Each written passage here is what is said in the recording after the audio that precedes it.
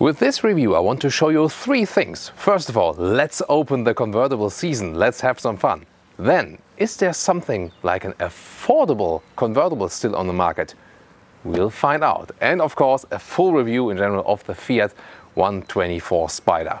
In full HD, full screen and full length. Let's go!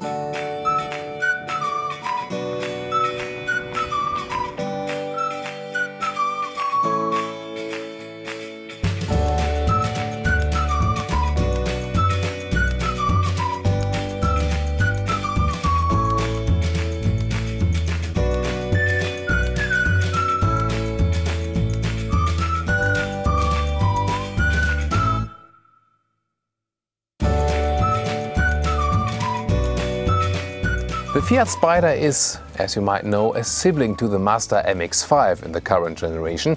They just have different engines and also different styling. You can see here the Fiat Spider has more this vintage style, really carried out over from the old vintage model, and I think that gives the car really a lot of class, although it's rather small. Optional, you can also get LED headlights, which are also equipped with this vehicle here. So what do you think about the design? One thing you can already see here, just one nice feature, is this kind of power dome here on the top of the hood. Nice design lines, and I think the designer have done a very good job here. And really an emotional car from the Fiat family. And interesting also that price-wise, yes, it is basically an affordable convertible. What do you get for that? 25,000 it starts. This one here a little bit more than with some extras, but it's really still okay. Let's see what else do we get for that. 4 meters thick or 13'3" is the total length here, so still a very short car. Due to the overhangs, it's a little bit longer than the MX-5 in comparison, and this color here from the Italian origin, Passione Red. Yeah, it's a passion red, isn't it? I would agree to that. Rims you get in 16-inch from base. Those ones are the optional 17-inch. You can get that also with the so-called Lasso version. It's a higher trim, but you can also be just fine with the base trim. And there's also the Abarth version with a stronger engine. We'll soon talk more about that. Also, there's an earlier 124 Spider of Fiat versus the Abarth 124 Spider video. I will link that below if you're interested in that comparison. What else can you see here? Well, we have the contrast A-pillar here to the red, which is very nicely done, and then basically just one straight design line, keeping it simple. Here the line is raising just a little bit right there to the shoulder mark, and still keeping it rather classic and simple, and that's also what this car is about. And in the rear, those taillights are horizontally drawn. Again, simple design lines making it so beautiful. And in our initial launch video from 2016, you can also see that it really resembles the classic models from the 60s. I think it's really important to have still convertibles which are not only in the premium market, because most manufacturers have drawn back their convertibles from an usual model lineup.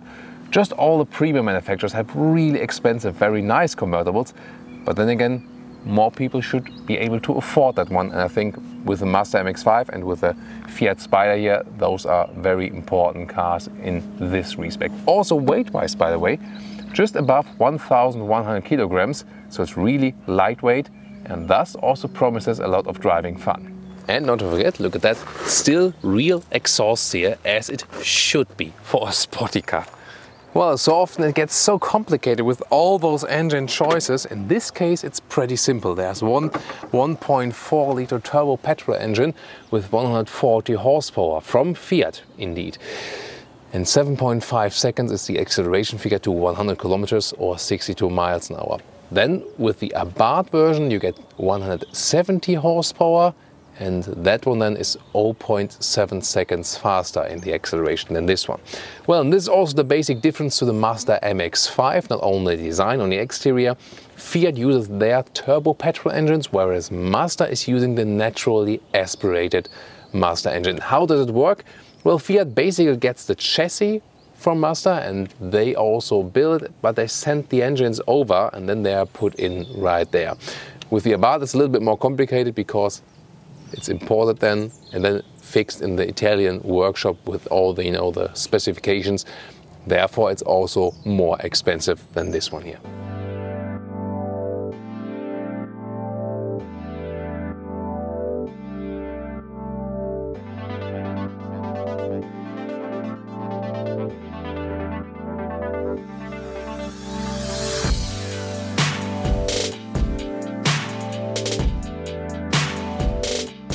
always nice to have a good background while filming. Today at Lake Starnberg in Bavaria. Very beautiful. Also for the interior with a rather horizontal layout, soft touch on top of the dashboard.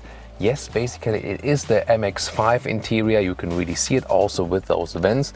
You know, the control buttons for the vents are, you know, a little bit loose, I think. They're easy to control and also while driving because they're very big actually, but they could be a little bit worthier, I guess. In the lower part you also have seat heating and 2 USB ports. Then this one here is equipped with a 6-speed manual, but you can also get an automatic version, both now for the Fiat Spider and for the Abarth Spider. Manual handbrake, if you want to do some sliding around. It's of course possible with this car, especially then either with the handbrake or when you use the manual gearbox and give it some clutch. The ESC off, you can put it here at the left side to the steering wheel. You need that if you really want to have a lot of fun, of course, on closed roads. Remember that. Optional 7-inch screen, about 1,000 euros extra. Compact steering wheel here then with the Fiat logo. And the screen you can either use via touch, zoom out into that, or with the central turning and pressing knob. Door materials are all soft basically. Here, even the top part is not super hard. It's a little bit soft and even softer than here, and also where you put your arms. You can see here electric window levers right there. Then towards the interior, the steering wheel again in this spoke design. And with the seats, you start with fabric seats in the base trimmer, at least in Europe.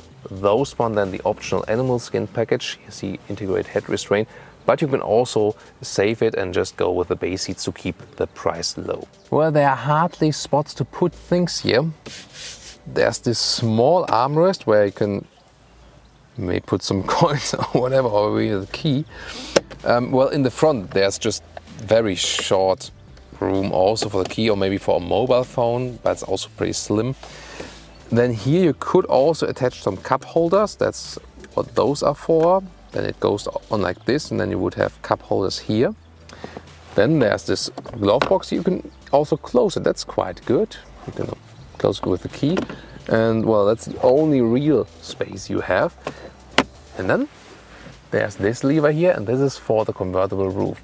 And I think it's just a genius concept because it's so simple. You just put it up, you reach over right here, like this, and it's closed. It's done. And also to open it again, like this, putting it back, like this. I mean, it doesn't go any faster and no electronics needed.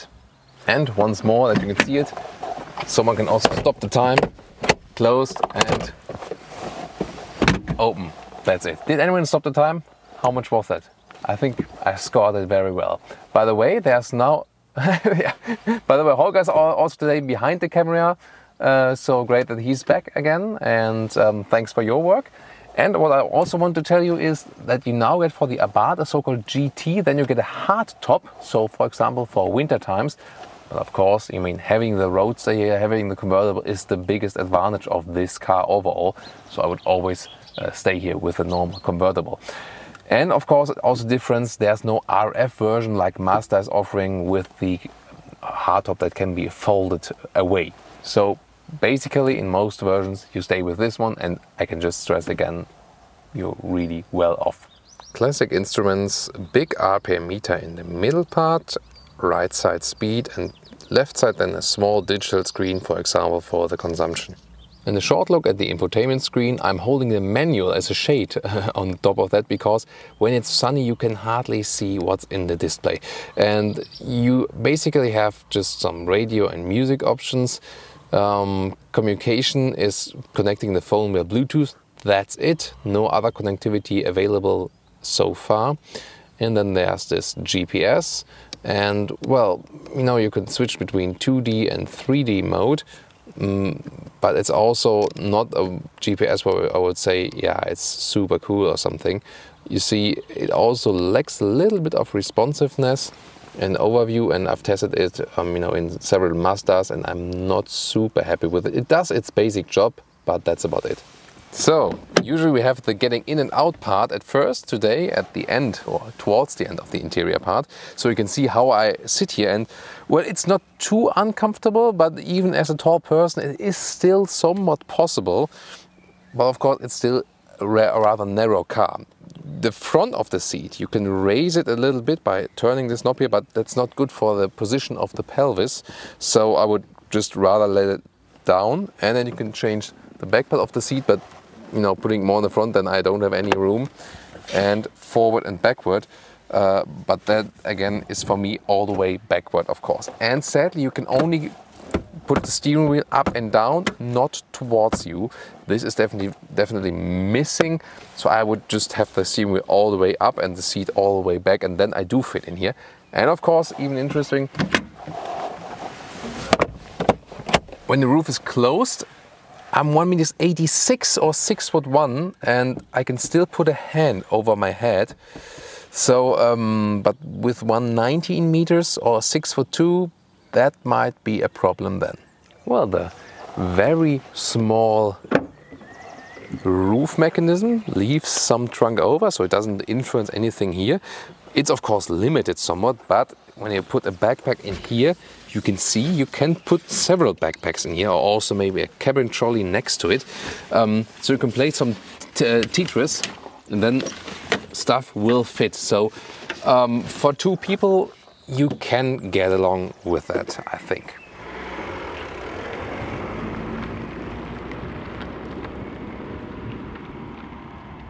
Welcome to the driving part, aka Thomas's driving lounge.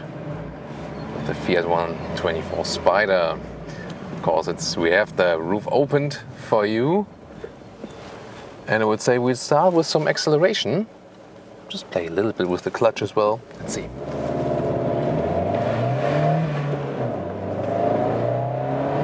Next, already 60. So pretty decent, and there you can see it's not such a big engine, but as the weight of the vehicle is so low, you get along with that just so easy. Also, as Fiat is using the turbo engines here, you don't have to push it that hard. So you can sometimes also stay in a higher gear, and it's still okay. With the Mazda MX-5, for example, you sometimes have to shift down earlier to give it a little bit more RPMs, for example. Here you can be a little bit more settled, and it feels a little bit more explosive. Also, let's try to find a parking spot. You can equip this car with a rear view camera. You can see it right here then. However, again, as I said earlier, it's not too good to see in bright daylight, but I can very well see then exactly where I'm parking. From the rest of the overview, I mean, it's a short car, yes, but it has a relatively long hood, so you sometimes, as you sit also very low, you're not always very sure that you don't damage an alloy left and right. But then the good thing is that the car overall is short and narrow, that the risk is reduced just by those dimensions. And you know, the main thing is the equal weight distribution, 50% front, 50% rear. That makes the car really agile. It feels like driving a go-kart. It is so much fun, and there are hardly any other vehicles that deliver you so much fun at that price rate. So thinking of having a turbo or not, yeah, I rather have a naturally aspirated engine. Also emissions-wise, it's better with the NA engines, that's for sure.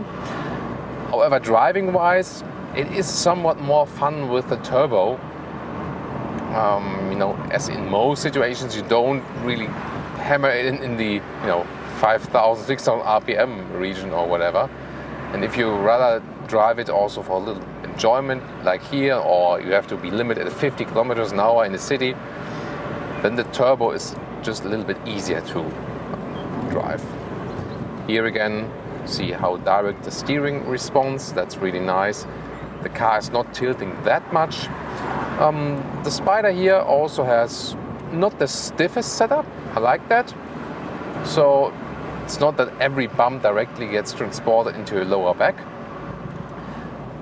If you then compare, for example, the Abarth, the suspension is way stiffer there. So especially for everyday driving life and cruising and enjoying, I would rather recommend to go with the Fiat Spider and not with the Abarth. The shifting here is pretty crisp. Shifting ways or shifting travel is really short, so it feels very sporty. And it's one of the rare cars where I would also say, yeah, you can really have a lot of fun with a manual gearbox.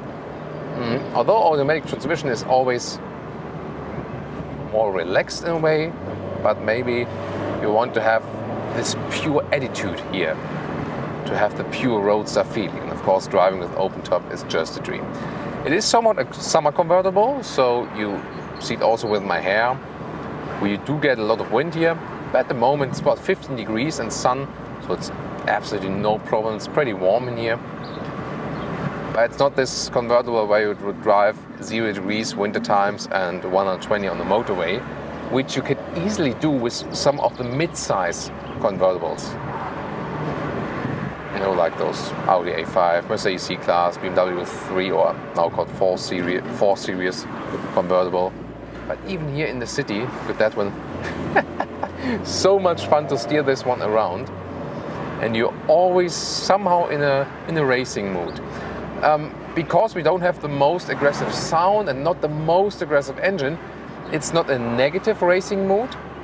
For example, if you look at some drivers, you know, driving their, like, let's say, like C63 around, that can sometimes be very aggressive also on the motorway. It's a nice old timer right there, vintage car, very classic. But we also have sometimes, you know, here some kind of contemporary classic vehicle. That's also how it feels like. You have a unity of driver and car, really. You feel one with the vehicle, and can just make your everyday driving be such a pleasure. I think you already see that on camera, you know? So you don't necessarily need a racetrack to have fun with this vehicle, and also to, you know, to drive around in a racy style. Even if we were not at very high speeds here, we still had, you know, the impression of going fast. Of course, because we have the open top, the car is small, but the lightweight of the car, you really enjoy that. You can swing this car around anywhere, anytime you want. And as I said earlier, if you have the possibility, just, you know, to have some space where you can move around freely, maybe off the roads, or maybe then, you know, on the racetrack, you can deactivate the ESC and then also swing the back around. At the launch event, I also had some parking lot available where it was a little bit slippery, a little bit wet, and then I could do this very nice slide around there, just a donut. And this car is also so well to control. Other heavier cars, if you start drifting in them, it's really hard to catch them again, and they get somewhat uncontrollable. But with this one here, you're always in command. And the funny thing is then, when I think about which car would come close to that in the agile and the handling and driving feel, and that would actually be next to the MX-5, of course, because they are literally the same cars. This is the Abarth version here. Some other journalists testing them. So that would be actually the Porsche Boxster or the Porsche Cayman, because they also give you this this feeling that you are super in control. There, of course, with the midship engine concept, here with the front engine concept. But as the rest of the car is so light, it's not so negative to have that just in the front, the engine there. It's a rather classic concept. If you look at it, for example, from here, you have a good design view, of course. It's always something emotional. Where's that coming from? Always watching out when you hear the police or ambulance calling, and you know, so many people don't make way for those fast enough, or especially for the motorway. There were some discussions lately that you know, you always have to move out of the way as fast as possible. It might be you in that ambulance car next time, so better watch out for that. So next red traffic light, that gives us always the chance to accelerate a little bit more. Oh, maybe the bus wants to race us.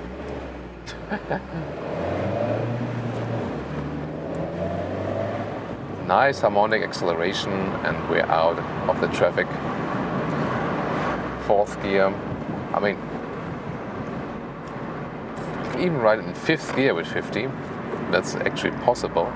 But of course, usually you want to keep it at the, at a little higher RPM. So being stuck in traffic here, what about the overview? Well, as it's small, you can see where the car is entering. That is one of the big advantages for sure. Even when we're standing still, even if I'm driving, I can easily close the roof. The only thing is, that the camera moves up and down. So here, and that's it, and we're closed. So you can see that the window, now both are closed, so the window automatically goes down just a little bit and goes up again when I open or close the roof. So bear that in mind. It's just a little help then that the system is working perfectly. Other than that, all manual as I've shown you. Well, driving with the closed top here, of course I enjoy driving with the open top much more, that's for sure. But you might have, winter time or just rain and stuff. And it's not super silent in here. Of course, it's way more silent than we would drive with the open top. It's also better than, with older convertibles, also the smaller ones. But it's not the same acoustic comfort than you would have with those premium convertibles. So if you ask me for the difference then this one here versus, one of those very expensive premium convertibles, well, it would mostly be that one. So that it's more silent in the premium convertibles. So let's now accelerate a little bit more, having a 60 and go in third gear. It's 80. You can see this is where the turbo also helps again, that even at higher speeds you can accelerate out very well. So now it's 80. Changing lanes at higher speed. Wow. It's really cool how stable the car is remaining without being too stiff, actually. So now we can also go to fifth gear and save some fuel. Well, so far, of course, we mainly had city driving. However, the car is pretty light. That should also keep the consumption low, but at the moment it's showing me 9.4 liters on 100 kilometers. I think last time as I've driven it, it was about like 7 or something, but that's still too much. And that's where the Mazda is leading with the naturally aspirated engine, where you have less fuel consumption. However, we can also find out what would be the minimum actually if we reset it and we just keep at a steady speed here on the motorway. You can also set a cruise control. So here, just manual cruise control. Set it on the steering wheel to 90. You can even use the sixth gear now. That's really just for maintaining the speed, basically. And if we maintain the speed, then with the cruise control, let's see what consumption figure we can score at the minimum level. And usually when you drove around in the city, pretty much had some sporty fun, then you do this cruise control, just steady speed on the motorway, and take both consumption figures, and then just divide it by 2, then you got a pretty decent average, which is usually very accurate. So here on the motorway now at about 100 kilometers an hour with closed top, still quite decent to ride. It's not too loud. You feel that you are driving a convertible. That's clear. But I think it's still quite okay. Also comfort-wise, I mean, you cannot move around here very much when you're a tall person. But still, if you look at the car and how narrow it is inside, you might think that there can also be less comfortable cars. So, oh, there they are. With the old BMW X4 for the firefighters. X5, sorry. Interesting. Yeah, that's Autogefühl. We're looking at the models that police and firefighters drive. That's how we are. So, and interesting, the minimum consumption with just a steady speed here is about 7.5. That's really too much, really too much. So one of the downsides here, definitely the consumption, that is too high. But I think it will be better for us if we get off the motorway. First of all, the firefighters seem to be blocking the road there now. Maybe there was an accident or something. But I hope we can leave the road here anyway, because I want to do that to show you some more countryside roads, which is now definitely more beautiful. You can use that time to open the roof again. So, here we go. Easily done. Let's hope we can get off here. It's good to have some air again. Let's put the windows up again just for the camera, and then you also have a little bit better sound. I think we cannot get off here. So we have to get off the next one then. So that's live on tape, Autogefühl driving. Let's see what they've done here. And then we can also test how the car performs with a higher speed with the roof open. Also interesting. Maybe something happening there, I don't know.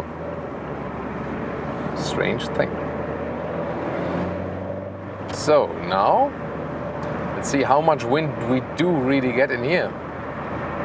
Now we're at 70. Basically my hairs are the window meter in this case. Now at 80. That's still reasonably comfortable. So, I mean, if it would be a little bit colder, maybe, I think it would still be okay. Assume we can drive faster, and then let's see how that one plays out. Again, very stable here on the road. See how precise there's no dead area of the steering wheel. I like that. And also, we can shift into higher gear to save some fuel if we don't need the acceleration. Now we're getting steadily on the real motorway again. Now the consumption dropped just a little bit, 6.7 liters, but still should be way lower with such a small vehicle with with such a low weight overall. So this is, think about the countryside road and so on, this is really decent cruising speed with about 70 kilometers an hour. I really like that. So, no, we don't want to get off where the police is. That's maybe not the best idea.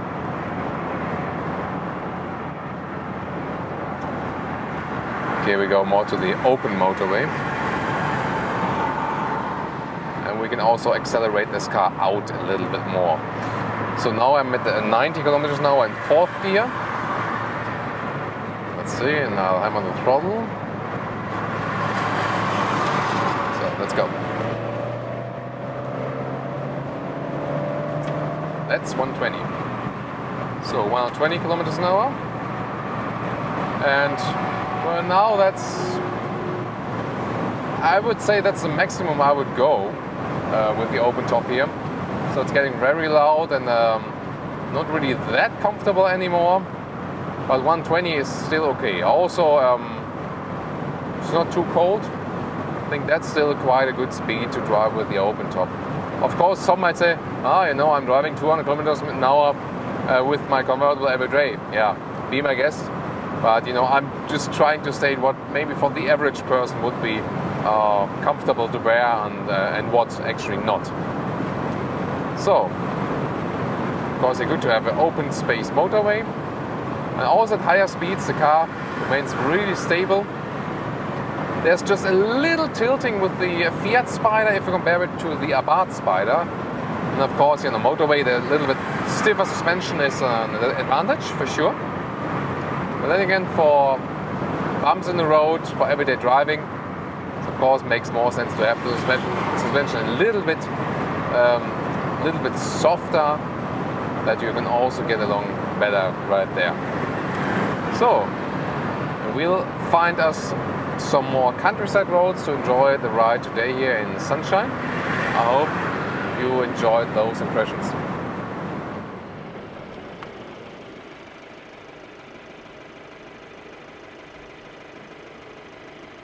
And now to our conclusion for today with the Fiat Spider. Well, I think it's very important that we still have affordable convertibles. So many premium convertibles on the market. If you think about, for example, Audi, BMW and Mercedes, but usually you can get 2 or 3 of those for one of the premium convertibles then. So this one here together with the Mazda MX-5, one of the last there is remaining, and you can basically get for a decent price maximum driving fun, because with a 50% distribution of weight and also just one ton of weight in total, and you know, plenty of power then considering the weight, it's super fun to drive. Rather simplistic interior, yes, nothing too fancy. The smartphone connectivity should also be updated. The exterior very elegant, especially in this case here. If you ask me MX-5 or this one here, styling wise I would go with the more elegant version here, the MX-5 more in the sporty way. Engine wise, well, I like naturally aspirated engines that Mazda is offering. However, here with the turbo you have the advantage that the car is actually a little bit easier to drive because it also accelerates from the lower RPM ratios. So I would like to hear your opinion. What do you think? What's your favorite here? What's your favorite color? Would you go for that one here or the Abarth? You can also check out the video of the Abarth. Will all be linked in the video description. And of course, enjoy summer. Thank you so much for watching.